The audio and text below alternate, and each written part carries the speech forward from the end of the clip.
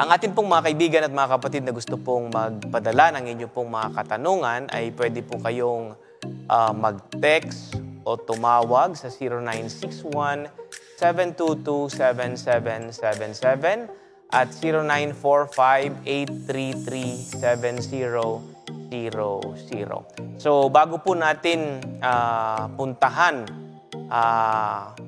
o tumanggap ng tawag, Pastor Melvin, ay atin po munang paglilingkuran ang katanungan na ipinadala ho sa atin. Ano ho? At ito po ay pinadala po ni kapatid na Exeda from Mindoro. Siya po ay nanonood sa atin po sa telebisyon.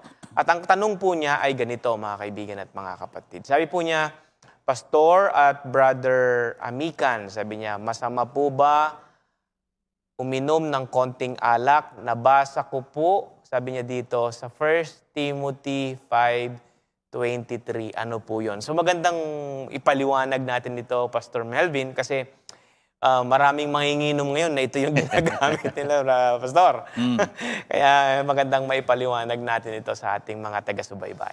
Ayan, siya nga naman, Pastor, kasi yung ilan ay, actually, ilan sa mga kakilala ko, nagginagamit itong text na ito, pinopost nila sa Facebook, sinasabi nila, okay, tanyo yan, pwede palang uminom ng alak. So, kumbaga, gamit ang text na ito, gina-justify nila yung kanilang bisyo ng pag-iinom ng alak. Pero maganda siguro, mga kapatid, para maunawaan natin ito, tignan natin kung ano ba yung binabanggit sa atin ng talata. Siguro, basahin po natin itong talatang ito, unang Timoteo chapter 5, verse 23, ipa-flash po natin sa Tagalog. Ganito yung pagkakasabi. Huwag kang iinom pa ng tubig lamang, kundi gumamit ka ng kaunting alak dahil sa iyong sikmura at sa iyong madalas na pagkakasakit. So dito, Pastor Bjorn, kung titignan natin yung nilalaman ng talata, sinasabi ni Paul na huwag kang iinom ng tubig lamang, kundi gumamit ka rin ng kaunting alak. So, binabanggit ni Paul yung dahilan kung bakit siya pinapainom ng konting alak. Sabi diyan, dahil sa iyong sikmura at sa iyong madalas na pagkakasakit. So, ibig sabihin, yung alak na binabanggit dito ay meron siyang patungkol sa kalusugan. Medicinal purposes. Medicinal purposes yung pinag-uusapan dito. At hindi siya about sa paglalasing. Kasi nga, kung titignan nga natin, actually, yung word na ginamit dito sa Griego, ito ay oinos. Maaari siyang tumukoy sa fermented at unfermented wine. Pero based sa context, pag tinignan po natin, pinag-aralan po natin mga kapatid, yung konteksto nito, nung panahon nila Paul, madalas kasi yung mga tubig na iniinom nila, contaminated. Ibig sabihin, madalas po silang nagkakaroon ng sakit sa sikmura sa kanilang mga tiyan dahil yung mga tubig nila ay hindi ganoon kalinis. Kaya naman, binabanggit ni Paul na maaari siyang uminom ng alak para nang sa ganon, yung sakit na nasa kanyang sikmura, maibsan. Ano po? Kaya nga, kung titignan pa nga natin ang ilang mga talata, makikita po natin, halimbawa na lamang sa Kawikaan 20, ang talatang 1, may ganito pong binabanggit sa atin. Basahin po natin ang Kawikaan 20 at talatay 1. Sabi dyan, ganito po natin mababasa, ang alak ay manunuya, ang matapang na alak ay manggugulo, at sino mang napaliligaw sa kanya ay hindi pantas. So binabanggit ng talatang ito na ang alak ay manunuya, ang alak ay manggugulo. Kapag ikaw ay naligaw dito, hindi ka pantas, hindi ka matino. Kasi totoo naman, karamihan sa mga tao na nalululong sa alak ay hindi alam ang ginagawa o kaya naman ay nag-aamok na lamang, nakikipag-away na lamang. Kaya merong pahiwatig sa atin ang Biblia, mga kapatid. Dito sa unang Korinto chapter 10, verse 31, na ang sabi dyan, ano man ang iyong ginagawa, ano man ang iyong iniinom, ano man ang iyong kinakain, gawin mo ito sa ikaluluwalhati ng Diyos. So, ibig sabihin, yung lahat ng iyong gagawin, dapat ito po ay sa ikaluluwalhati ng Diyos. Kasi nga, pag tinignan natin yan, Pastor Bjorn, meron ako nabasang Bible commentary. Ang sabi niya, yung alak na tinutukoy dyan ni Paul ay hindi kagaya ng alak natin ngayon. Yung alak na tinutukoy niya dyan ay most likely may halong tubig. So hindi siya ganoon, kumbaga hindi siya kasing tapang ng mga alak na available ngayon. Kaya dito mga kapatid, kung uunawain po natin ang buong konteksto ng Biblia, ay hindi pinapahintulutan ng Diyos na tayo ay uminom nitong mga bagay na nakalalasing sapagkat sabi nga dyan, ang alak ay manunuya, ang alak ay manggugulo, at sino mang naliligaw rito ay hindi pantas, Pastor Bjorn. Isa pang nakikita kong parte ng kasulatan, Pastor Mel, kung kapatid, yung binabanggit ni Pablo kay Timoteo, gaya ho nga ho ng sinabi natin, for medicinal purposes ito. Hindi niya ini-encourage si Timothy na maglasing. Okay? Alam po natin yung intention, mga kaibigan at mga kapatid, ng sinabi ni Apostol Pablo tungkol po kay Timothy. Ito mga kapatid ay hindi yung pag nagpa-party-party tayo, eto na yung gagamitin natin. Ito naman yung sinasabi ng Biblia. Hindi yung ganon, mga kaibigan at mga kapatid. Kasi makikita natin sa banal na kasulatan yung evil effect ng alcohol, Pastor Melvin. Dito po sa Proverbs chapter 23, 29, patuloy. Ang sabi niya dito, Proverbs 23:29, sinong may ay? Sinong may kapanglawan? Sabi niya dito, sinong may pakikipagtalo? Sinong may daing? Sino ang may sugat na walang kadahilanan? Sino ang may maningas na mata? Tingnan po niyo yung mga katanungan na yan, mga kapatid. Ituloy po natin. 30. Silang nangaghihintay sa alak, silang nagsisiyaon upang humanap ng pinaghalong alak. 31. Huwag kang tumingin sa alak pagka mapula, pagka nagbibigay ng kanyang kulay sa saro. 32. Sa huli ay kumakagat ito na parang ahas at tumutukang parang ulupong. 33. Mga kapatid, tuloy natin. Ang iyong mga mata ay titingin ng mga katuwang bagay. Ang iyong puso ay magbabadya ng magdarayang bagay. 34 and 35, sabi dito, oo, ikaw ay magiging parang nahihiga sa gitna ng dagat o parang nahihiga sa dulo ng isang palo ng sasakyan.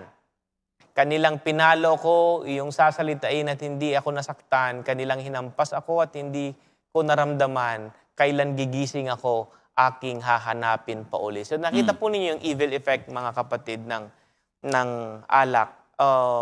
Hahanap-hanapin mo siya eh. Yung mga pakunti-kunti ng inom, Pastor Melvin, na hindi naman medicinal yung reason, ay humahantong yan sa pakunti-container. Ayan. Una, konti lang eh. Konti-konti. Kaya, kasi sabi ng Biblia, hinahanap na daw. Hinahanap na daw. At titignan po ninyo, yung epekto nito sa ating mga katawan ay naapektuhan niya yung judgment natin, yung balanse natin. Sabi ng Biblia. So, hindi na tayo makakapag-isip ng matino. Tumatapang tayo. Ayun ang sabi ng Biblia. At ang nakakalungkot, mga kapatid, na nagiging numbed yung ating katawan, pakiramdam. Kaya nga, may sugat siya, pero hindi niya nararamdaman. So, nakita natin, mga kapatid, yung hindi magandang epekto ng alak sa atin pong mga katawan. So, for health reason, Pastor, ay magandang maingatan natin yung katawan na ito na ipinagkaloob sa atin ng Panginoon at gamitin natin para lamang sa kanyang kalwalhatian. Ayan. Amen. Tsaka Pastor Bjorn, ito kasing katawan natin, binabanggit ng Bible, ito po ay templo ng Diyos. Kung sino man po yung gigiba sa templong ito, igigiba rin siya ng Diyos. Kaya nga, ang paalala sa atin, ano man yung ating gagawin, ano man ang ating iniinom, ano man yung ating kinakain, dapat isipin natin, ito ba ay makaluluwalhati sa ating Panginoon? Ito ba ay makakaluwalhati sa Diyos? Kasi kung ito ay self-serving lang, ay hindi po ito ay kaluluwalhati ng Diyos. Kaya tayo po, mga kapatid, etong talatang ito, kapag ginamit po ito sa hindi tama, ay tila baga parang pwede ngang uminom ng alak. Pero dapat po nating isipin na yung talatang ito ay meron siyang context, meron siyang medicinal purposes. So sa madaling salita, hindi ito paghihintulot upang uminom ng alak sa ikalalasing o sa para lang mag-enjoy tayo sa ating mga sarili. So yun po yung binabanggit sa atin ng talatang yan, Pastor Bjorn. So, puntahan natin ngayon yung iba pang mga pinadala sa atin. Ano ho? Malibang may nakikita ka dyan, Pastor, sa ating mga live viewers sa FB at saka sa YouTube upang ating mapaglingkuran. Okay? So, puntahan ho natin yung nasa pangatlo pong slide. Galing po ito kay kapatid na Patrick Gonzales. Sabi niya, paano ba natin dapat i-apply at reflect sa ating life ang Matthew 7:12? Dami po kasi ay guilty at sablay dito dahil pag sila ang gumawa ng di tama sa kapwa at binabalik ito sa kanila ay gigil at galit na. Ayan, siguro magandang maibigyan din ng payo, Pastor Melvin, yung ating mga kapatid tungkol po sa bagay na ito. Kung anong sinasabi ng Matthew chapter 7 verse 12. Yan. Ayan. So siguro, Pastor Bjorn, para mas maunawaan po natin ito, maganda po basahin natin yung mismong talata. And then, tignan natin kung ano ba yung pinupunto. So diyan po, babasahin natin sa Tagalog. Sabi diyan, kaya nga, lahat ng mga bagay na ibig ninyong sa inyo'y gawin ng mga tao, gawin naman ninyo ang gayon sa kanila, sapagkat ito ang sa kautusan at ang mga propeta. So, sangayon dito sa talatang ito, yung mga bagay na ibig nating gawin yung mga bagay na ibig gawin sa atin ng mga tao ay gawin din naman natin sa iba. So, dito tititignan natin, mga kapatid, ito yung tinatawag din nating golden rule, di ba? Kumbaga, kung ano yung gusto mong gawin sa iyo ng kapwa mo, yun yung gawin mo sa iba. Yung ayaw mong gawin ay huwag mo rin gawin sa iba. Actually, pag tinignan nga natin ito, Pastor Bjorn, meron itong golden rule na ito, meron ding itong version na na hindi si Jesus Christ yung nagsalita. Nga lamang, negatibo yung quotation nun Kasi ang sabi doon, huwag mong gawin sa iba yung ayaw mong gawin sa iyo. Kumbaga ay negative siya dahil ayaw mong gawin, hindi mo na lang gagawin. Kumbaga wala ka na lang gagawin para save ka. Pero dito sa statement ng ating Panginoon, ano man yung nais nating gawin ng mga tao sa atin, gawin natin sa iba. So ibig sabihin, ito po ay more on positive and active.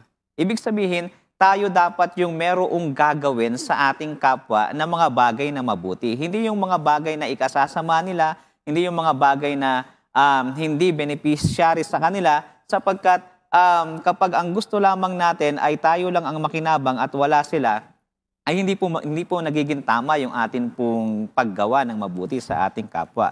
Isa pa, ay tignan po natin, ito pong golden rule na ito, Pastor Bjorn, at sa ating pong mga nakikinig, ay nagtuturo ng prinsipyong una, gumalang, magmahal, at magpakita ng katarungan sa atin pong kapwa sa paraang nais nating gawin sa atin. Para nang sa ganon, ma-apply at ma-reflect ito sa ating mga buhay. So, ibig sabihin, tayo bilang mga tagasunod ng ating Panginoon, dapat lamang tayong gumawa ng mabuti sapagkat yung ating pagkakakonekta sa ating Panginoon ay nagbubunga po ito ng mabuti at tamang pag-uugali at pagtrato sa ating kapwa, Pastor.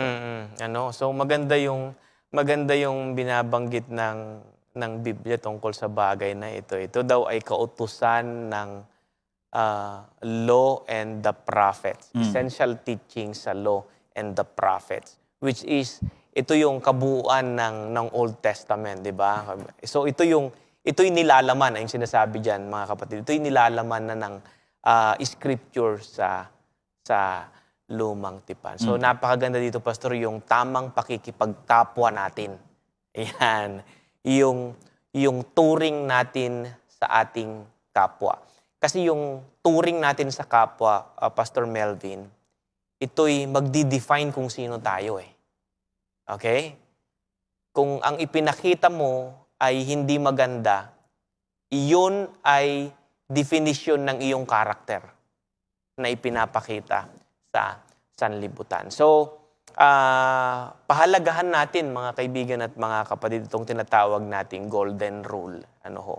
Ayakapin natin itong ganitong prinsipyo at practice sa atin pong pamumuhay bilang mga mananampalataya sa atin pong Panginoon. At sa ganung kapamaraanan, mga kapatid, ay nakakapagdala tayo ng kalalatian sa pangalan ng ating Panginoon at makita yung mga mabubuting gawa na meron tayo upang ang Diyos ay patuloy po na maluwalhati sa buhay ng bawat isa. Ayan. So, puntahan ho natin ang ilan pang mga katanungan. Isunod natin dito, Pastor, yung sa slide number 5, sabi ni Jimmy Quinto. Okay, slide number 5, ang sabi po niya dito, saan mo mababasa na walang anino na Sabat ay yung inspiring araw? Ano kayang ibig sabihin niya dito?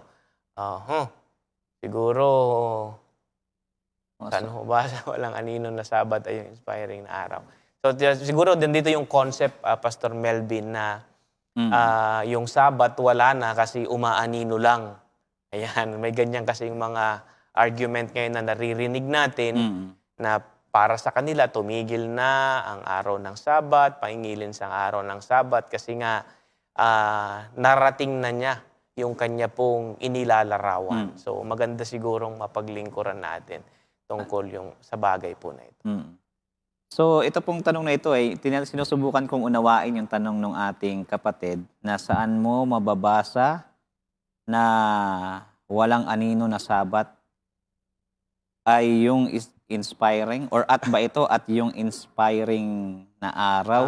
So, siguro po mga kapatid, bagamat hindi ko po makuha yung eksaktong detalye ng tanong, so kung ganun yung tanong, Pastor Bjorn, totoo po yan na merong pong mga tao na ginagamit yung isang talata, yung Colossians chapter 2, verse 16 to 17, at sinasabi nila na ang Sabat ay isang anino at hindi na dapat sundin sapagkat una, ito daw ay wala na. So, maganda po siguro basahin natin yung Colossians chapter 2, verse 16. Ano yung sabi dyan? Sabi dyan, sino nga ay huwag humatol sa inyo tungkol sa pagkain o sa pag-inom, tungkol sa kapistahan o bagong buwan o araw ng Sabat. Ayan. So dito, Pastor Bjorn, may binabanggit na huwag daw humatol ang sinuman tungkol sa araw ng Sabat. Kasi yun yung focus ng kanyang question. And then sa verse 17, ang sabi rito, na isang anino, ayan, ng mga bagay na magsisidating, ngunit ang katawan ay kay Kristo. So dito po, kung ito po yung inyong tinatanong, ang talata pong ito ay hindi po nagne-negate or nagpapawalang bisa ng pangingilin ng araw ng Sabat. Bakit? Kasi pag tinignan po natin ang konteksto nito, ito po ay tumutukoy doon sa mga Sabat na seremonyal na binabanggit sa Lumang Tipan. Tingnan nyo po, pag tinaas po natin ang basa natin sa verse 14, meron po tayong ganitong mababasa. Colossians chapter 2, verse 14. Sabi dyan, na pinawi ang usapang nasusulat sa mga palatuntunan laban sa atin. So tingnan po natin mga kapatid, ang pinawi dito, sangayon sa talata, ay yung mga usapang nasusulat sa mga palatuntunan laban sa atin na hindi naaayon sa atin at ito'y kanyang inalis na ipinako sa krus. Sa madaling salita, kung titignan po natin, yung mga palatuntunan, yung mga ceremonial law, ceremonial Sabat na kung saan ay umaanino kay Kristo, ito yung mga bagay na naalis at ipinako sa cross. Kaya nga may kita po natin, maging sa aklat ng Daniel chapter 9 verse 27, inalis na yung mga ceremonial laws na ito.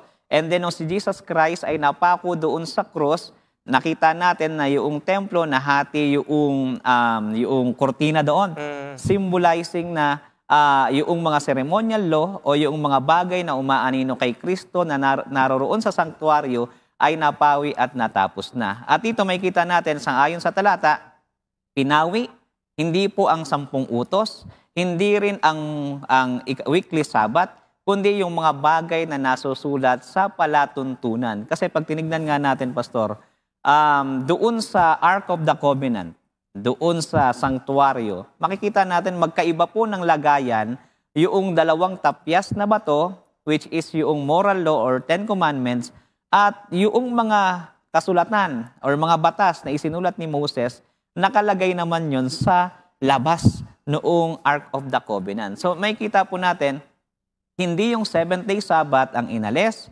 kundi yung mga batas na nasa palatuntunan na siyang umaanino kay Kristo. Sapagkat yung 7th-day Sabbath, hindi po yan umaanino kay Kristo. Bagkus yan po ay tanda ng pagiging manlilikha ng Diyos at pagiging tagapagligtas ng atin pong Diyos na sinasamba, Pastor Bjorn. Tama. Kasi yung nandun sa Exodus, yung utos doon na ipapangilin yung araw ng Sabat. Ang reason kaya siya ipapangilin kasi merong creator. Siya ang naglalang sa lahat ng bagay. Then yun nandun naman sa Deuteronomy chapter 5. Yung reason naman kaya ipapangilin ng araw ng Sabat kasi merong Redeemer. Okay? So, ibinabalik niya tayo palagi. Yung Sabat, mga kapatid, na ikapitong araw ay itinuturo niya tayo sa Diyos. Okay? Tinuturo niya tayo sa Diyos. At tinuturo niya tayo doon sa dalawang bagay na ginawa niya. Okay? Creation and redemption. Ayan yung dinidiin po doon sa Exodus chapter 20 at Deuteronomy chapter 5. Yan. Puntahan natin ito. Pastor, pinadala sa atin. Ang sabi po dito, ano po ang mystery sa dual nature ni Kristo? Nang mamatay ba siya sa krus ng Calvary, ay bumalik ba yung spirit of life niya sa Diyos? Nasaan ang Holy Spirit at pagka-Diyos niya habang siya ay patay sa laman? Ayan, Pastor, paglingkuran ho natin itong katanungan na ito na pinadala sa atin ang ating mga taga-subaybay. Ayan, itong tanong ng ating kapatid ay very challenging ito. Maganda yung kanyang tanong. Ano po ang mystery sa dual nature ni Kristo? Alam niyo po, pag binasa niyo yung ating Handbook of Seventh-day Adventist Theology, makikita po natin doon na talagang hindi lubos maisip ng tao yung kung paano nag-blend yung human and divine sa nature or sa person ni Christ. 'Di ba? Kasi isa sa paglalarawan diyan kung paano ang Bible natin ay both divine and human kasi ang inspiration galing sa Diyos. Ang sumulat ay tao, ang expression ng pagsulat ay tao, pero ang mensahe sa Diyos ay ganoon din po ka-misteryoso yung dual nature ng ating Panginoon. So siguro dito yung pangalawa niyang tanong, nang mamatay ba siya sa krus ng Calvary, bumalik ba ang spirit of life niya sa Diyos? Nasaan ang Holy Spirit at pagkatapos pagka-Diyos niya habang siya ay patay sa laman? So dito, sisikapin natin, Pastor, na masagot ito sa abot po ng ating makakaya. Una ay yung ministeryo po ng dual nature ng ating Panginoong Jesucristo ay nauugnay po yan sa kanyang pagiging Diyos at sa kanyang pagiging tao. Ito po ay hindi magkahiwalay na pag-iral, kundi ito po ay sabay na pagkairal. So si Jesus, bilang Diyos, alam po natin na siya ay walang hanggan at hindi maaaring mamatay. Ngunit bilang tao, nagkatawang tao siya upang maranasan ang kamatayan para sa kasalanan ng sanglibutan. Halimbawa na lamang yan, basahin po siguro natin ang Hebrews chapter 2. Verse 14 to 15, ganito po natin mababasa. Hebrews chapter 2, verse 14 to 15. Sabi diyan, dahil sa mga anak ay mga may bahagi sa laman at dugo, siya na may gayon ding nakabahagi sa mga ito upang sa pamamagitan ng kamatayan ay kaniyang malipol yaong may paghahari sa kamatayan sa makatuwid ay ang dyablo. Verse 15, at mailigtas silang lahat na dahil sa takot sa kamatayan ay nangasa ilalim ng pagkaalipin sa buong buhay nila. So dito makikita po natin na kinakailangan na ang divine nature ng ating Panginoong Yesus ay magkatawang tao in order for the second person of the Trinity na maka-experience ng kamatayan. So dito, Pastor Bjorn, masasabi natin na talagang isang hiwaga, isang misteryo yung kamatayan na nangyari sa ating Panginoong Yesus. So, makikita natin dito, Pastor Melvin, no? Si Kristo kasi walang katulad na yung nature niya ay dual. Merong divine at merong human nature ang ating Panginoong Jesucristo. Hindi kagaya sa tao na talagang hindi pinagsama, kundi human nature lang ang meron ho tayo. So unique yung nature ng ating Panginoong Jesucristo na tinuturo ho ng ng banal na kasulatan. Yung katanungan naman na nasaan yung pagka-Diyos niya habang siya ay patay sa laman. Alam mo, Pastor Melvin, ay merong binabanggit kasi dito sa aklat po ng Kolosas. Ano ho? Kolosas 2, versikulo 9. Ang sabi niya dito, mga kapatid, ay ganito. Colossians 2, verse 9, sapagkat sa Kanya'y nananahan ang buong kapuspusan ng pagka-Diyos sa kahayagan ayon sa laman. So nananatili, Pastor Melvin, yung pagka-Diyos doon sa laman ng ating Panginoong Hesukristo. Kasi nga naman, hindi naman namatay yung pagka-Diyos niya. Kung nang namatay lang sa Kanya ay yung human nature ng atin pong Panginoong Hesukristo. Yun bang spirit, yung hininga, yun siguro yung punto niya, no? Yung hininga ba niya ay bumalik sa Diyos? Maliwanag naman sinasabi ng banal na kasulatan, di ba? Kapag ang tao'y namamatay, yung hininga niya ay babalik sa Diyos. Binabanggit yan sa aklat ng Ecclesiastes, 12, versikulo 7. Siguro maganda paglingkod natin, Pastor. 12, versikulo 7 ng Ecclesiastes. Ang alabok ay nauuwi sa lupa gaya ng una at ang diwa ay mababalik sa Diyos na nagbigay sa Kanya. So, ayan po ang normal na proseso kapag ang tao po ay namamatay. Ang kaibahan kay Jesus Christ, hindi nabulok yung kanyang katawan. Hindi ho nanatili sa kamatayan yung kanyang katawan, kundi siya po ay nabuhay na maguli. Pero yung hininga po niya dahil nawala po, dahil nakaranas siya ng kamatayan, ito po ay bumalik sa atin pong Diyos na nagbibigay ng buhay. Ayan. Sige, puntahan natin ulit ang ilan pang mga ito, Pastor, maganda tong katanungan.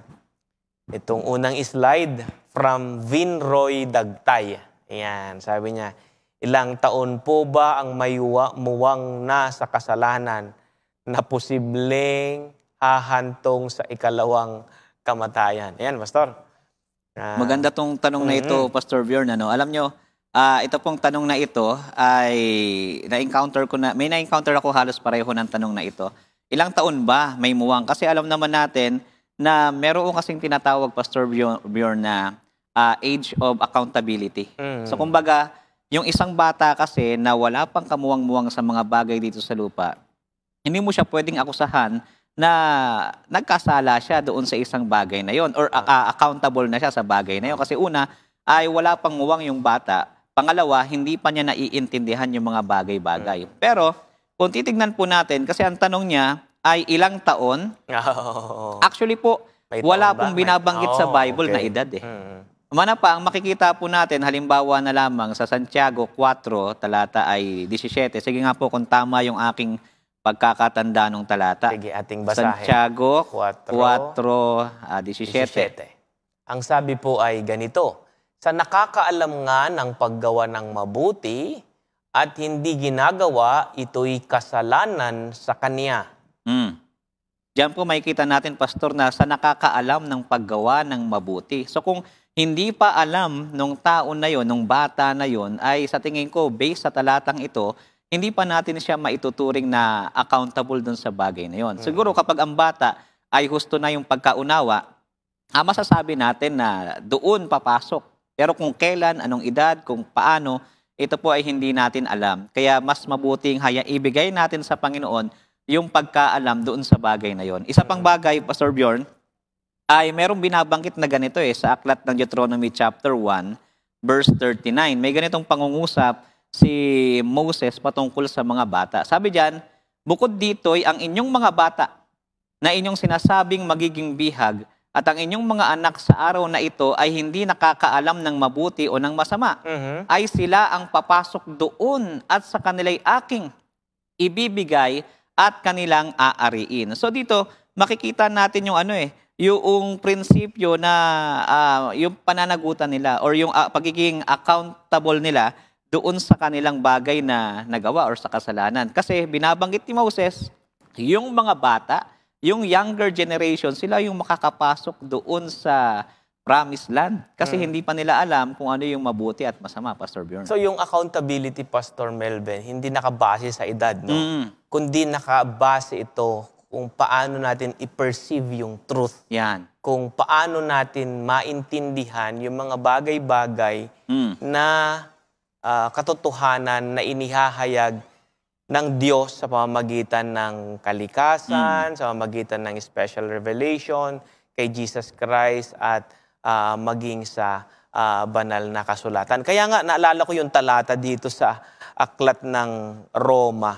May binabanggit kasi dito, Pastor, sa Roma 1, versikulo 20, ang sabi po dito ay ganito, sapagkat ang mga bagay niyang hindi nakikita buhat pa ng lalangin ang sanlibutan ay nakikitang maliwanag sapagkat tanto sa pamamagitan ng mga bagay na ginawa niya, maging ang walang hanggan niyang kapangyarihan at pagkadiyos upang sila'y walang madahilan. So, kapag itong mga bagay na ito, Pastor, ay nahagip natin, ang sabi ng Biblia ay wala na tayong maidadahilan. Pero sa case ng mga bata kasi, dumaan naman tayo lahat, ano, Pastor? Dumaan naman tayo lahat sa pagkabata. Maliban lang kay Eva at kay Adan. Malalaki na yun kagad Oo. Alam naman natin yung karanasan ng walang muwang na binabanggit, walang muwang. So, yung accountability, nagsisimula yan kapag na-perceive, na unawaan natin yung mga bagay-bagay na inihayag ng Diyos sa atin pong mga buhay. Ayan. Tsaka nga isa pa, Pastor Bjorn, siguro makatulong din itong talata. Isa sa mga ginamit ni Jesus na parable, dito sa Luke chapter 12, verse 47 and 48. Siguro maganda makita rin natin ito. Luke chapter 12, verse 47 and 48. Sabi rito, at yaong aliping nakakaalam ng kalooban ng kaniyang Panginoon. Pansinin po natin mga kapatid, merong alipin, alam niya yung kalooban ng Panginoon. At hindi naghanda, at hindi gumawa ng alinsunod sa kaniyang kalooban, ay papaluin ng marami. So itong alipin na ito, alam niya yung kalooban ng master niya, pero hindi siya naghanda, hindi niya ginawa, ang palo niya marami. Pero tignan niyo sa verse 48. Datapwat ang hindi nakakaalam, at gumagawa ng mga bagay na karapat-dapat sa mga palo, ay papaluin ng kaunti. Ito, hindi niya alam, pero yung ginagawa niya ay dapat lang mapalo. Pero ang palo sa kanya, ilan? Mas kaunti. At sa sino mang binigyan ng marami, ay marami ang hihingin sa kanya. At sa sino mang pinagkatiwalaan ng marami, ay lalo ng marami ang hihingin sa kanya. So, yung prinsipyo na makikita natin dito, Pastor Bjorn, lumalabas na yung pananagutan natin ay batay sa antas ng ating pagkaalam at pagkaunawa, gaya ng sinasabi mo. Kaya nga dito, yung sinasabi nga ng iba, mabuti pa na hindi ko na lang nalaman yung totoo. Di ba? May mga gaya na, mabuti pa, hindi ko na lang nalaman yung totoo kaysa nalaman ko, ang dami ko tuloy pananagutan. Di ba? Alam mo, Pastor Melvin, yung ganun namang kaisipan, parang hindi mo naman kasi may express in a form of worship sa Diyos kung hindi mo nalaman yung mga katotohanan. Siya nga. Diba? Kasi ako kasi, Pastor, naniniwala ako na yung worship natin sa Panginoon ay nakabase yan sa mga napag-alaman natin na mga katotohanan sa banal na kasulatan.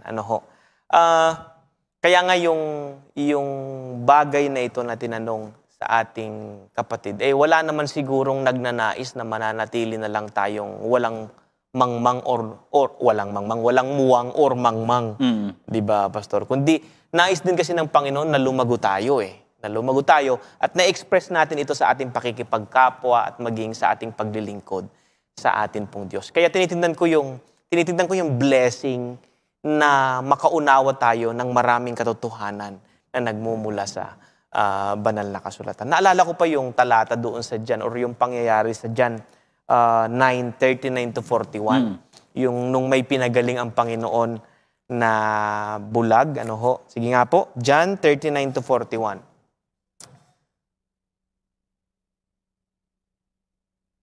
John 9, 34 to 41.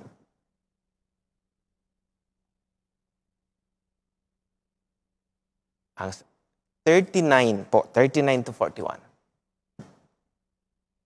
At sinabi ni Jesus, sa paghatol ay naparito ako sa sanlibutang ito, upang ang mga hindi nakakakita ay mga kakita. Ayan. Ibigay lang natin yung background nito, mga kapatid. No? May literal kasi ditong hindi nakakakita at may spiritual na hindi nakakita. Ayan. Ayan. Sabi dito, upang ang mga hindi nakakita ay mga kakita. At upang ang mga nakakita ay maging mga bulag. Yeah, so, 40, sabi niya dito. Verse 40, yaong mga Fariseo na kasama niya ay nakakarinig ng mga bagay na ito at sinabi sa kanya, kami baga naman ay mga bulag din? Ayun yung sinasabi ko kanina. Then 41, at sa kanila sinabi ni Jesus, kung kayo'y mga bulag ay hindi kayo magkakaroon ng kasalanan. Datapot ngayon, sinasabi ninyo, kami mga nakakita, nananatili ang inyong kasalanan. So, ayun, na-perceive na nila. Okay, nandyan na. Ay, na-perceive mo, tapos hindi mo ginawa. Yan ay kasalanan na sinasabi ng banal na kasulatan. Baka idugtong na lang natin, Pastor, no? Paano ngayon yung mga bata? Yan. Na hindi pa humantong doon sa ganung kalagayan na nakakilala, nakapang-unawa. Ayan, Pastor Melvin.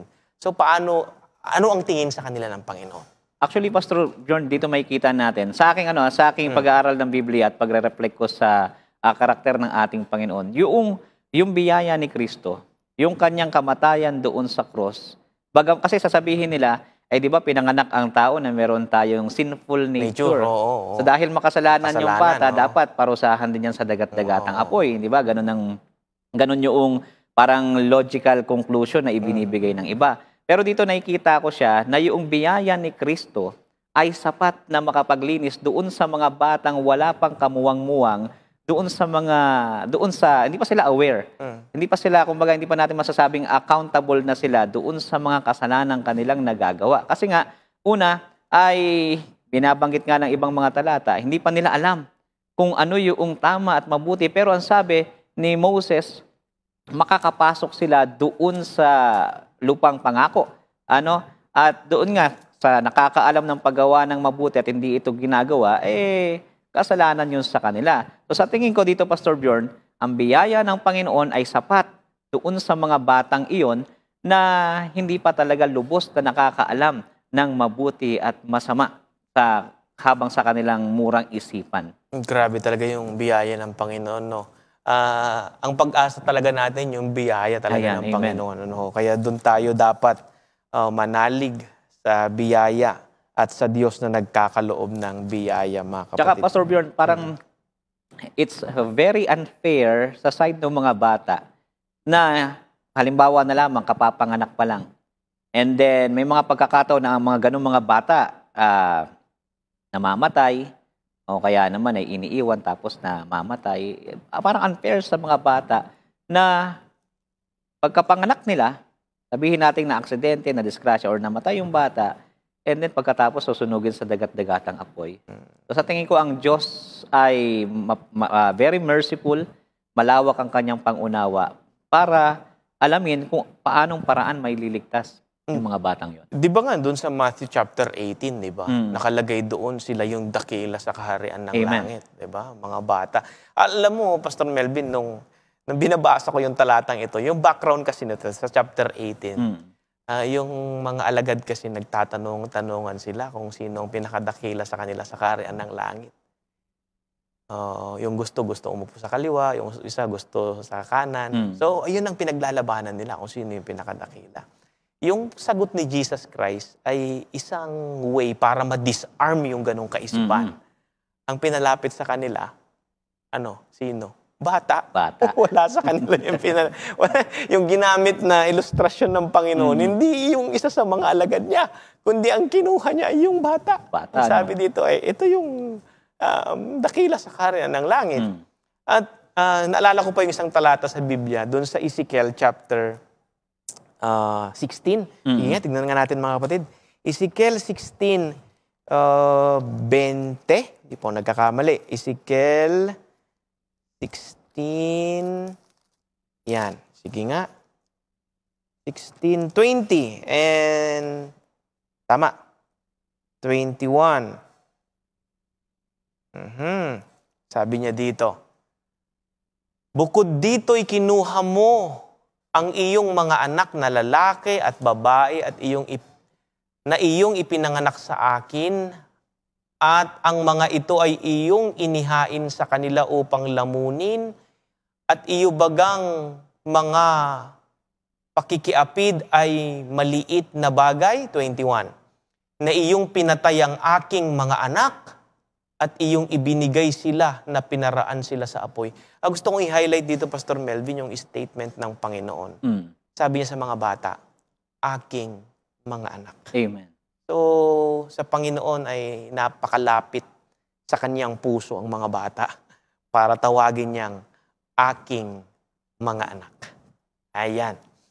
So, ayan po ang maipaglilingkod ho natin tungkol po sa bagay na yan. Pastor, mag-shoutout lang tayo sa mga nakikita natin online. Kasama natin sa online. Ayan, nandito ang ating kapatid niya, si kapatid na Darren Revel. Ayan. Hello po, sabi niya, good evening, Hope TV Pilipinas. Sabi niya, now watching from Bagong Kalsada, Calamba City, Laguna. Purihin ang Panginoon dahil makakapakinig o makakapanood uli about Word of God. So maraming salamat, kapatid na Darren. Ayan, nag-highlight at minention pa po niya yung mga followers. Ganon din ang ating kaibigang pastor. Ang masarap na maglutong pastor. Ayan. Kilala ko yan. Pinakilala na kita, Pastor Jonel Mercado. Ayan. Good evening po. Ayun po ang kanya pong pagbate. At ganon din si kapatid na Jepte Portes Presado, sabi niya, good evening everyone. At nandito rin po si kapatid na Marilu Lucena Magdato, good evening everyone, ang ganyan din pong pagbati. Si kapatid na Elijah Rifones, sabi po niya, good evening po sa inyo Pastor Bjorn at Pastor Melvin, watching po from Makati City, Metro Manila. Itong si Brother Elijah Rifones ay madalas nating kasama ito sa mga live program dito po sa Hope Channel Philippines at madalas po natin nakikita ang kanya pong mga comments at mga pagbati. Si kapatid na Fina Pansoy, sabi niya, good evening po everyone. Ayan, maraming salamat mga kapatid sa inyo pong panonood at pag-like and share ng atin pong live. Pastor, baka may nakita pa po kayong iba dyan sa ating comment section. Ayan, so nakikita ko rito si Sister Princess Asetura. Ayan, magandang gabi sa iyo, sister. At si Brother Renato Reyes Socorro. Ganon din si Sister Mimi Espiritu. At si Brother Joji Paches. Ayan, magandang gabi po sa inyo mga kapatid.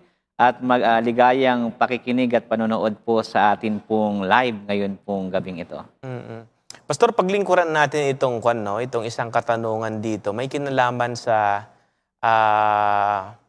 ang tawag nito sa Roma Kapitulo 14. Bagaman hindi specific yung kanyang katanungan, Pastor, kasi ang dami po kasi niyan yung Romans chapter 14 Siguro mag-pick na lang tayo, sabi niya dito, from Jose from Mindoro, at atin pong TV viewer, sabi po niya dito,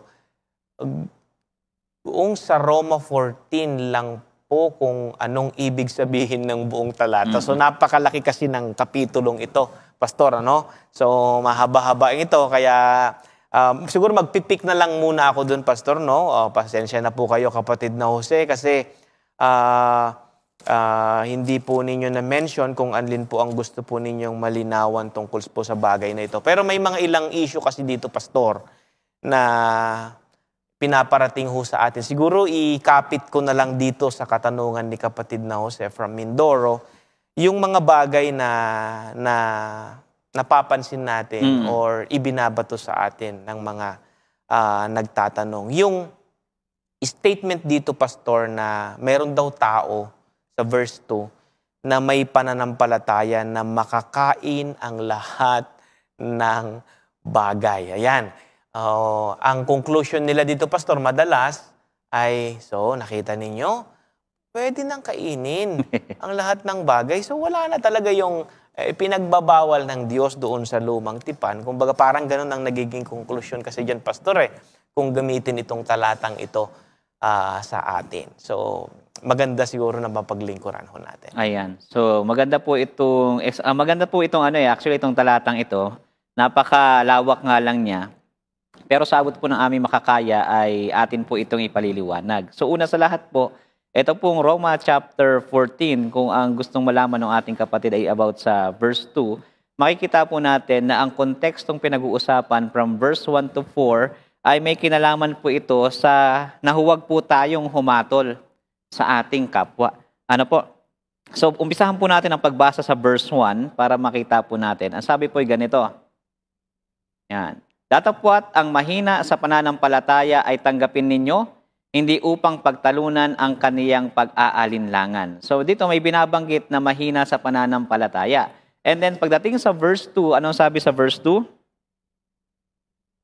May mga tao na may pananampalataya na makakain ang lahat ng mga bagay, ngunit ang mahinay kumakain ng mga gulay. So ito yung ano nila na kumbaga sinasabi ng iba, pwede mo nang kainin ang lahat ng gusto mong kainin kasi kung malakas ang pananampalataya mo, pinahihintulutan ng talatang ito. At kung mahina ka, maggulay ka.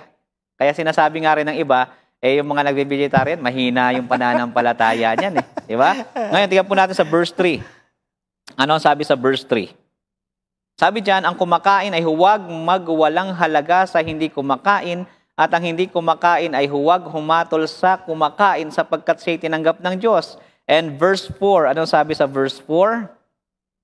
Sino kang humahatol sa alila ng iba, sa sariling Panginoon ay natatayo siya o nabubuwal, o patatayuin siya sapagkat makapangyarihan ng Panginoon na siya'y maitayo. So dito makikita natin na ang konteksto po nito ay tungkol sa huwag paghatol sa iyong kapwa. Bakit? Kasi ang tinutukoy dito, kung pag-aaralan po natin ang kanyang konteksto, may kinalaman po ito doon sa mga pagkain na ino-offer sa mga Diyos-Diyosan. Kasi most likely, Pastor, makikita natin yan na ang mga ino-offer sa mga Diyos-Diyosan ay ang mga pagkaing karne. Ang mga gulay, hindi yan madalas o hindi yan ino-offer sa mga Diyos-Diyosan. Kasi sa kanila, kung ikaw ay Diyos, ang pinananampalatayahan mong Diyos ay si Yahweh, so, huwag kang makisangkot doon sa mga kumakain or nagpapakain, naghahandog ng mga karne na inaalay naman sa mga Diyos-Diyosan. Pero dito makikita natin na binabanggit ni Paul na hindi yun ang issue.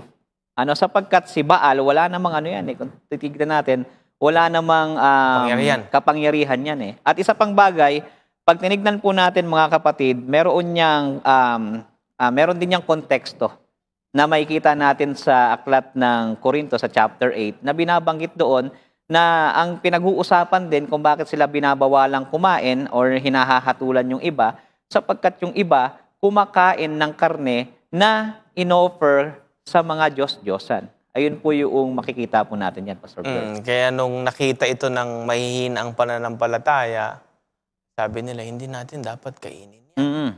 Kaya nakain na lang sila ng gulay.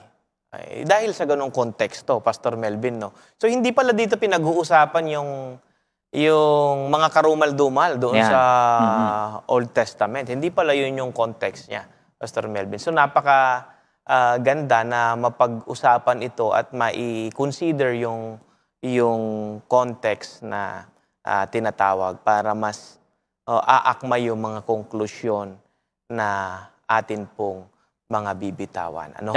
Siguro, Pastor Bjorn, basahin ko yung nasa Korinto. Tama. Buksan po natin sa 1 Corinthians chapter 8, verse 4. Ganito yung makikita natin na supporting verse para makita natin yung konteksto. At para sa akin, Pastor,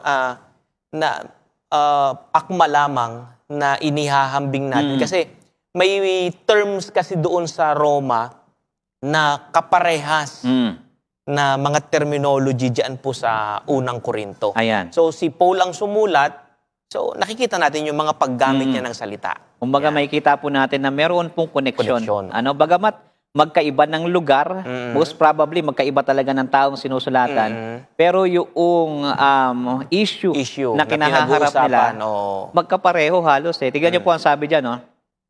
Tungkol nga sa pagkain ng mga bagay na inihain sa mga Diyos-Diyosan, nalalaman natin na ang Diyos-Diyosan ay walang kabuluhan sa sanglibutan at walang Diyos liban sa iisa. So dito may kita natin na walang kabuluhan ng mga Diyos-Diyosan na yan. Ngayon, talon tayo sa verse 7. Ano ang sabi sa verse 7? Gayon may wala sa lahat ng mga tao ang kaalamang iyan, kundi ang ilan na hanggang ngayon ay nangamimihasa sa Diyos-Diyosan ay kumakain na parang isang bagay na inihain sa Diyos-Diyosan at ang kanilang budhi, palibasa ay mahina, ay nangahahawa. So nandiyan na naman yung salitang mahina. Ayan. So ito yung binabanggit mo, Pastor, di ba? Na kumbaga may kita natin na connecting verse or connecting words na may kita natin sa mga sulat ni Pablo. So sa ganun, sa ganung kalagayan or pagkakataon, Pastor, so yung issue dito na pinag-uusapan, may mga inihahain na pwede namang kainin, Pastor, pero inihain sa mga Diyos-Diyosan. So sa mga mahihinang pananampalataya, for them, hindi na ito dapat kainin kasi nakakahawa sa kanila. Pero ang sabi ng iba, hindi. Walang kanyan, walang epekto yan. Walang kapangyarihan kasi yung mga Diyos-Diyosan na yan eh. So ang sinabi dito ni Apostol Pablo, kung itutuloy natin yung basa mga kapatid, kung bagaman walang magagawa yun sa ating mga katawan, Pastor, pero kung nakakatisod naman sa mga mahihina ang pananampalataya, ay mainam pa na huwag na. Ayun ang pinag-uusapang issue po sa talata pong yan. Ayan, puntahan ho natin yung susunod na pinadala po sa atin. Ito, Pastor, ay may kinalaman po sa salitang karma. Yan. From Darren Revel sa slide number 7, sabi niya, biblical po ba ang salitang karma? Pastor, dapat lang natin liwanagin ito.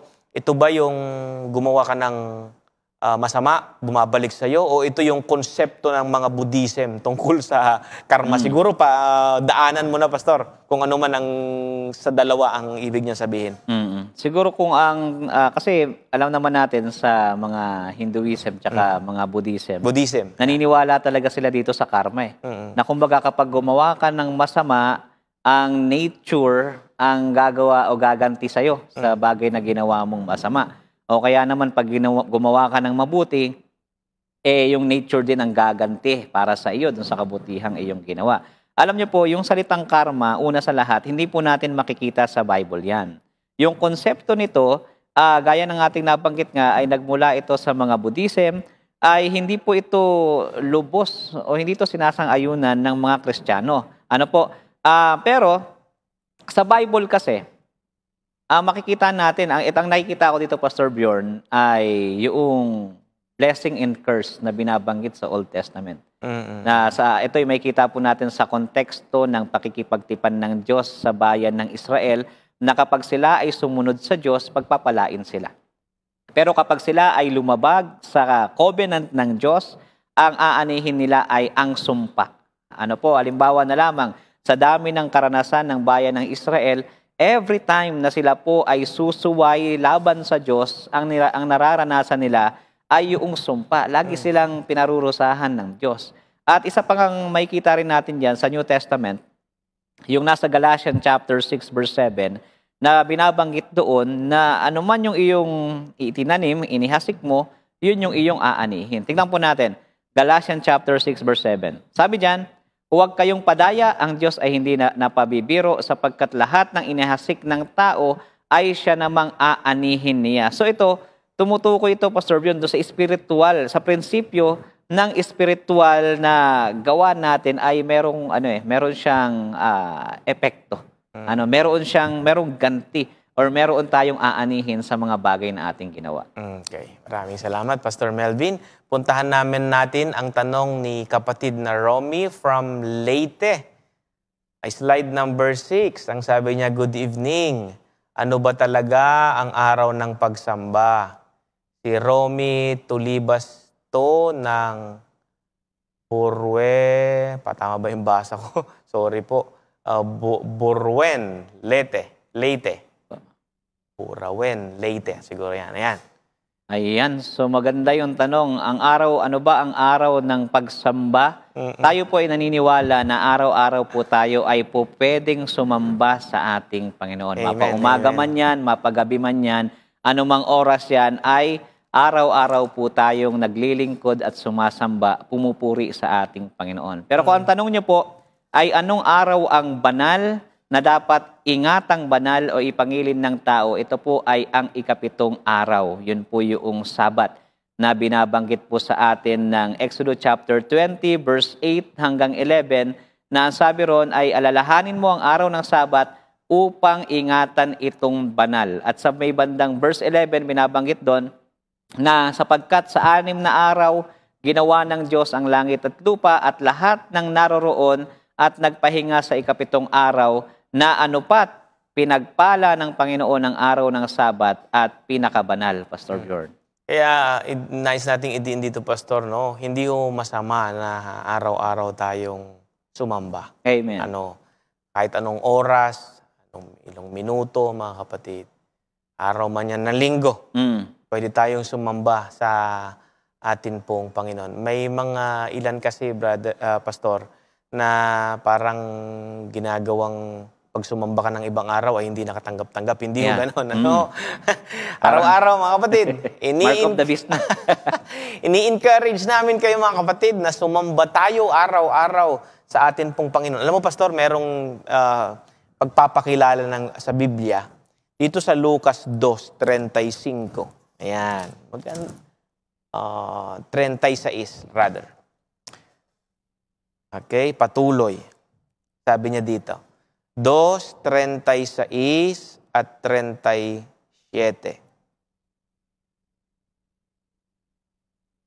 Okay? Ang sabi po ay ganito. At naroon din naman si Ana na isang propetisa, anak na babae ni Phanuel sa angkan ni Aser. Siya'y lubhang matanda na at may 7 taong nakisama sa kanyang asawa mula sa kanyang kadalagahan. Tuloy po natin. 37. At siya'y baon ng 84 na taon na hindi humihiwalay sa templo at sumasamba sa gabi at araw sa pamamagitan ng pag-aayuno at mga pagdaing. Ayan. So, nakita po ninyo, mga kapatid, na nandito ang isang halimbawa na binabanggit po sa Biblia na sumasamba araw-araw, gabi-araw, sabi po ng banal na kasulatan. Ano ho? Okay, tanggapin po natin ang isa pong tawag mula po sa Zamboanga, si kapatid na Neil. Magandang gabi po, kapatid na Neil. Okay, magandang gabi po. Hello po. Hello, magandang gabi po. Meron na akong namin marinig sa parte po namin ang Hello. Hello. Meron na? Hello. Ayan, hintayin lang po natin, mga kapatid, para marinig na po dyan? Okay, ang tanong po, kadalasan sa mga ngaral okay po, ay gumagamit sa pangalan ni Mrs. White. Then, hindi naman makikita ang pangalan ni Mrs. White sa Bible. Hindi ba pwede mangaral na hindi banggitin ang pangalan ni Mrs. White? Ayan, Pastor, anong masasabi mo tungkol sa bagay na yan? Pwede ba daw tayong mangaral na hindi banggitin ang pangalan ni Mrs. White? Ano kayang konteksto nito? Ito po ba ay church affairs?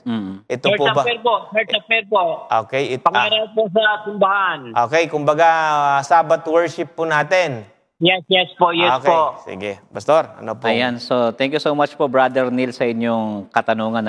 Alam niyo po, meron akong pinanood na isang historian ng ating church. O pwede niyo pong i-search si George Knight. Sabi ni George Knight, upon reading ng mga sulat ni Ellen White at pag-alam ng kanyang history, sabi niya, kung buhay si Ellen White ngayon, sasawayin niya yung mga pastors na palaging ginagamit yung sulat niya sa pangangaral. Bakit? Kasi ang sabi niya, kaya daw niya isinulat or ibinigay yung spirit of prophecy para tayo ay ibalik doon sa greater light. Sa madaling salita, ang purpose kung bakit nandyan ang kanyang sulat upang tayo ay ibalik sa Biblia. Nang sa ganon, sa ating pangangaral, makikita at maipangangaral natin ang ebanghelyo ng ating Panginoon. Kaya doon po sa tanong, ay maaari naman po na hindi natin banggitin yung pangalan ni Mrs. White o hindi natin gamitin yung kanyang mga sulat sa ating pangangaral kahit sa church pulpit. Pero nga lamang, dahil may mga ilang punto tayong gustong bigyang diin na makikita natin sa kanyang sulat, kinukut ito ng ilan po nating mangangaral para magbigay diin. Pero it doesn't mean naman na hindi na natin kinikilala ang banal na kasulatan, Pastor Bjorn. May follow-up po kayo, kapatid na Neil? Sige, salamat po. Salamat po. Ayan, maraming salamat po. Siguro paalala din lahat ito sa atin, Pastor Melvin. Para sa akin kasi ang kapal-kapal ng Biblia. Di ba? Kaya nga. Ang kapal-kapal ng Biblia. Sabi nga sa akin ng aking tagapagturo noon, sabi niya, kapag tayo ay nasa pulpito, sabi niya, panahon ito para buklatin ang salita ng Panginoon. Amen. Dapat yung mga exposition natin ay galing sa salita ng Panginoon. Ito yung pinakasentro. Okay? Yung pag-aaral ng salita ng Panginoon. Alam mo nga, Pastor Bjorn, may naalala kong comment. Sabi roon, ang ating mga pastors ay hindi tinuruan na mangolekta ng mga quotations kahit ng ilang mga tao, kahit na sinong mga scholars, and then yun ang ipipreach. Kasi ang nangyayari, Pastor, kuha ng mga quotation galing sa mga pastors, mga scholars, mga babasahin, mga inspirational books, ginagamit sa sermon. Hindi ko po sinasabing masama yun, huwag niyong gawin yun. Ang punto ko, meron tayong Biblia. Binigyan tayo ng mensaheng klaro ng banal na kasulatan. Hindi naman maganda na buong sermon mo puro quotation.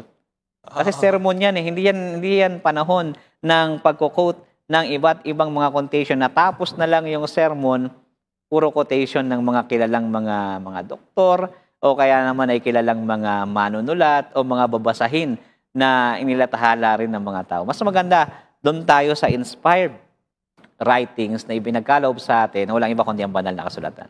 At saka maging ng panahon ni Ellen White, di ba, sabi niya ay tinataas niya yung Biblia na maging sentro ng ating mga pangangaral na ginagawa. Kaya nga, maging sa fundamental belief natin, yung statement, Pastor, fundamental statement natin, hindi yun nabuo dahil sa sulat ni Ellen White. Yan. Okay? Kaya sa mga statement natin doon, mga fundamental statement natin. Kaya, maraming salamat, kapatid na Neil, sa inyo pong katanungan at napaalalahanan ho tayo tungkol po sa bagay na yan. Ayan, sige. Meron pa po ba tayong ipaglilingkod sa mga live? Meron pa bang comment dyan, mga kapatid? Tignan nga po natin. Kung meron pong live dyan, ito.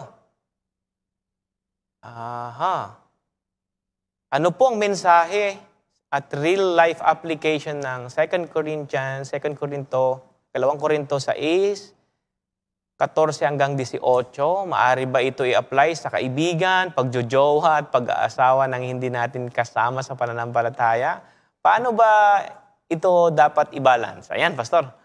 Ayan. So siguro maganda nito, Pastor, ay basahin natin yung talata. Ayan. 2 Corinthians chapter 6, verse 14 to 18. Basahin natin sa Tagalog. Huwag kayong makipamatok ng kabilan sa mga di nagsisisampalataya, sapagkat anong pakikisama mayroon ng katwiran at ang kalikuan, o anong pakikisama mayroon ng kaliwanagan sa kadiliman. At anong pakikipagkasundo meron si Kristo kay Belial? O anong bahagi mayroon ang sumasampalataya sa di sumasampalataya? At anong pakikipagkaisa mayroon ang templo ng Diyos sa mga Diyos-Diyosan sapagkat tayo'y templo ng Diyos na buhay. Gaya ng sabi ng Diyos, mananahan ako sa kanila at lalakad ako sa kanila at ako'y magiging kanilang Diyos at sila'y magiging aking bayan. Hanggang 18 ba ito?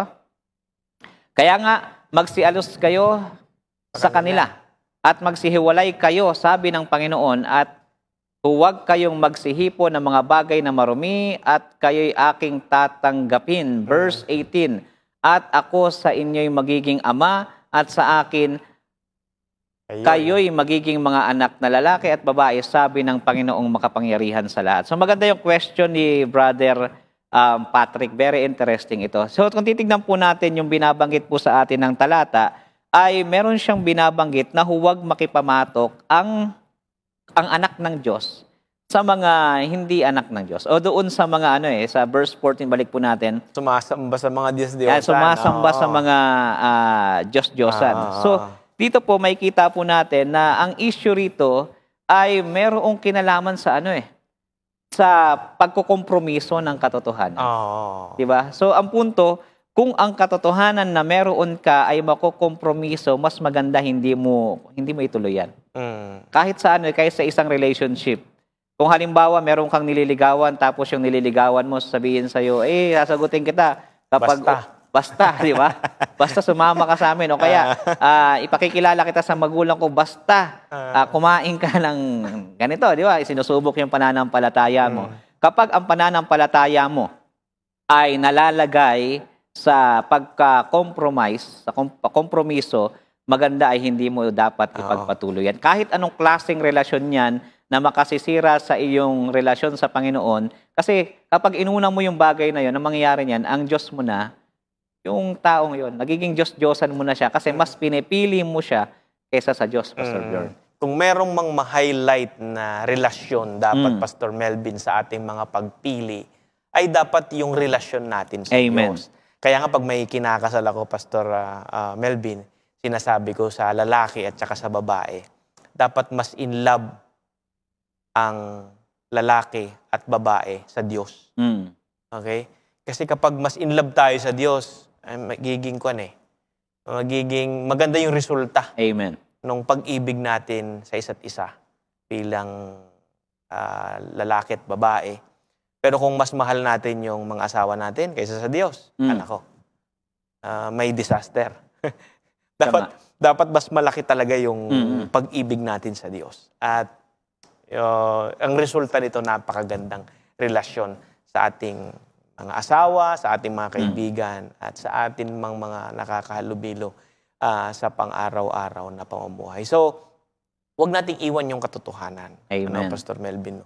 May statement si Peter, sabi niya, dapat muna kaming maglingkod sa Diyos kaysa sa tao. Marapat na maglingkod muna kami sa Diyos kaysa sa tao. Sabi nga, God first. Kaya dito, Pastor Bjorn, makikita natin na anumang relasyon yan, anumang ugnayan mo yan sa ibang tao na makasisira sa relasyon mo sa Diyos, hindi dapat ipagpatuloy yan. Kung makaka-apekto na yan sa iyong relasyon sa ating Panginoon. May mga nagtatanong pa nga sa akin minsan, Pastor, mga kabataan, Pastor, will ba ito ng Panginoon? Ganun ba? Ang maladalas na sinasabi ko sa kanila, ano ba, inilalayo ka ba sa Diyos?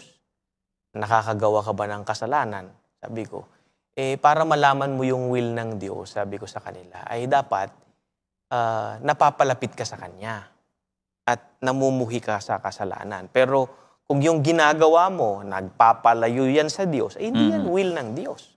Hindi yan will ng Diyos. So, ganun po mga kaibigan at mga kapatid. Sa mga pagpili natin, ng mga kaibigan, hindi ho masamang makimingle. For mission. Yes. Okay? For mission. Pero yung pakikipag-mingle natin ay meron tayong iniiwang mga katotohanan at naibababa yung standard ng Panginoon, ay yung hindi pwede ay nagiging pwede.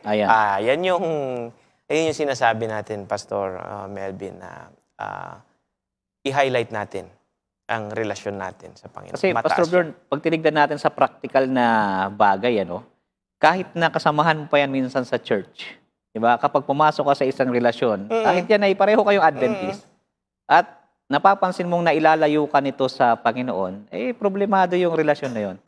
Di ba? Hindi guarantee yun. Ang garantisado natin, dapat ay Christ-centered relationship ang meron tayo. Amen. Amen.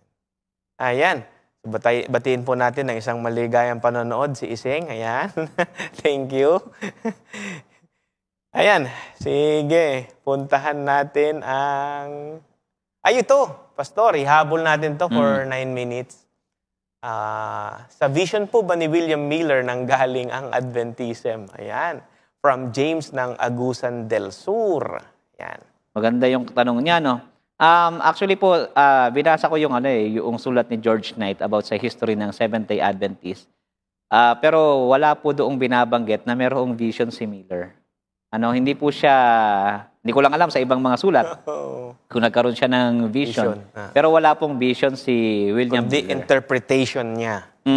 Interpretation ng vision noong Daniel 8:14.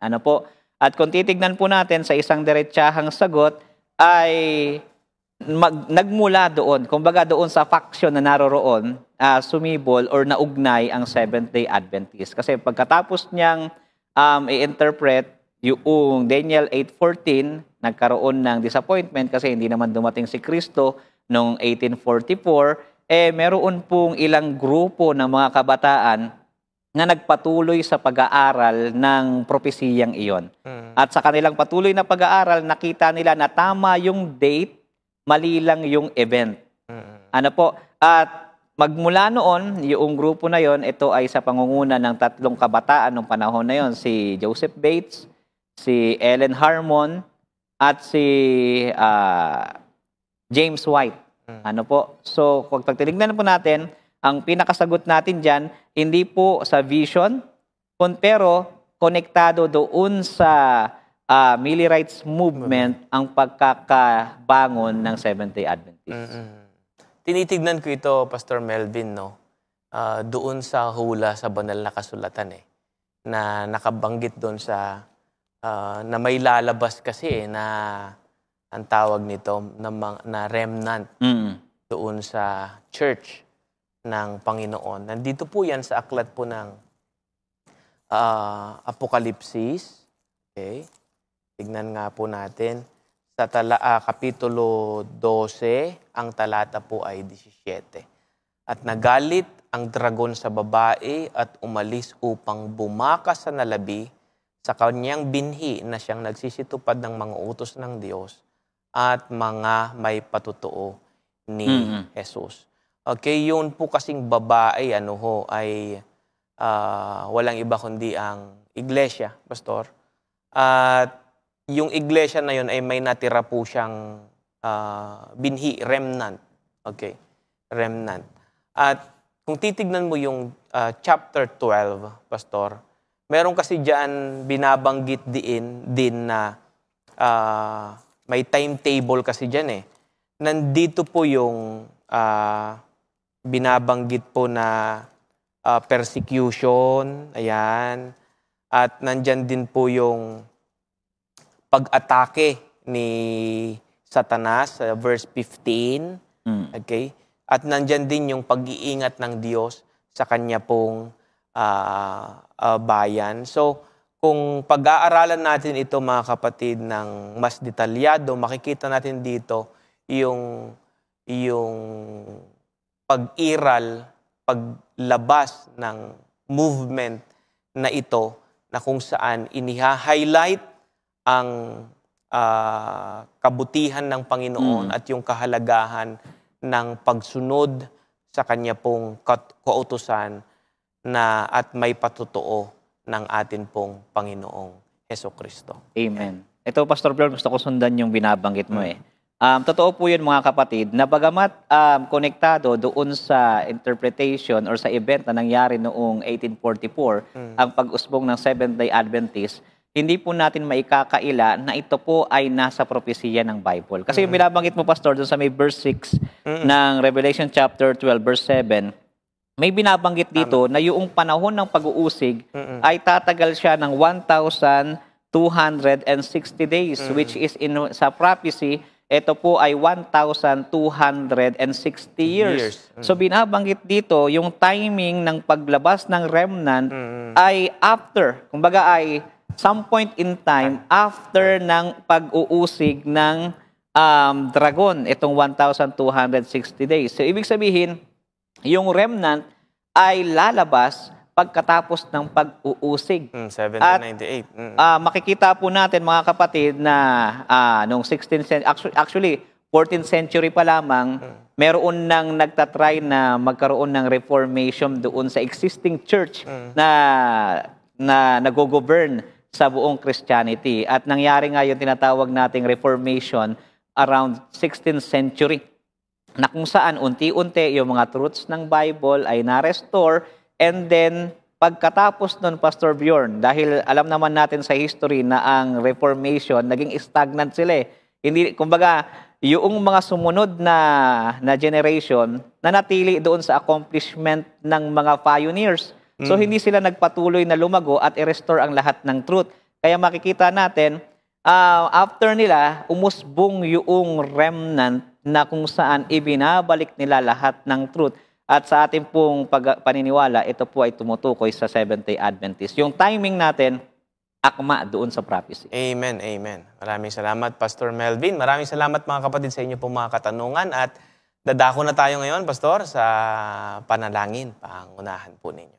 Ayan. So tayo po, mga kapatid, ay manalangin. Nakila po naming Diyos, ngayon pong gabi, kami po'y lubos na nagpapasalamat sa inyo pong kabutihan na kung saan kayo po ang siyang gumabay at nag-ingat sa amin. Panginoon, maraming salamat sa mga katanungan na amin pong napaglingkuran at nawa ito po'y makatulong sa amin pong mga kapatid na nakikinig upang sila po ay mas lumago sa kanila pong pananampalataya. Ngayon pong gabi, nais ko pong ipanalangin sa inyo si Sister Arlene sa kanya pong cancer, na nawa kung inyo pong kalooban na siya po ay gumaling, ay hipuin nawa po siya ng inyong mapagpalang kamay upang ang kagalingan ay maranasan sa kanyang pangangatawan. Ganon din po si Meg Adriano Jomar sa kanyang cancer, at si Brother Nimrod na na-stroke at medyo komplikado ang kanya pong kalagayan. Ganon din po si Sister Emily, isa rin po siyang cancer patient. At nais ko rin pong idagdag sa panalangin Sister William and Shalom Susan Garalde sa kanya pong angioplasty, at si Brother Eliseo May Mercado, Lee Mercado sa kanila pong cancer, Panginoon, na kung saan ay talaga namang ang sakit nito, ang cancer ay laganap sa amin pong kapanahunan ngayon, at tanging ang katugunan lamang ay matatagpuan sa inyo. Ganon din po si June Ann Domingo sa kanyang aneurysm, sa kapatid na Sister Fe Simfugo, amin din po siyang ipinapanalangin sa inyo, Panginoon. Ganon din po si Nestor Rodriguez, Bien Edisa, at ang kanya pong husband na na-stroke. Nawa po ay kayo po ang siyang magpagaling sa kanya. Ganon din po kay Ate Lee sa kanyang family, spiritual, and sa kanila pong physical health. Kay Inday, Kehong family, and Dex sa kanya pong dialysis. Amin din pong pinapanalangin si Cheryl Evangelista sa kanyang pancreatic mass, na nawa ay makasumpong po sila ng financial support and healing. Ganon din po kay Cheryl sa kanyang cancer, Lenlen, at kay Bea Jimeno sa kanya pong healing and financial support. Ganon din po, Panginoon, nadalangin ko rin po si Sister Nonata Thompson, at ganon din sa kamatayan na sinapit sa Custodio family, na naway makasumpong po sila ng comfort sa inyo. Ganon din po, dinadalangin namin ang spiritual, emotional depression ng aming mga kapatid na sina Fenina, RD, Ray, at Solin, na nawa, Panginoon, makita po nila na kayo ang merong pag-asang daladala para sa kanilang puso't isipan na nababagabag dahil sa depresyon sa mga bagay na kanila pong nakikita at nararanasan sa buhay na ito. Hangad po namin, Panginoon, ang kagalingan sa aming mga kapatid na ito, na kayo po ang patuloy na magpala sa kanila at mag-ingat sa kanila sa matamis na pangalan ni Jesus. Amen. Amen, amen. Maraming salamat, Pastor Melvin, at ganoon din sa inyong lahat, mga kaibigan at mga kapatid, sa inyo pong walang sawang pagsubaybay dito lamang po sa programang Katotohanan.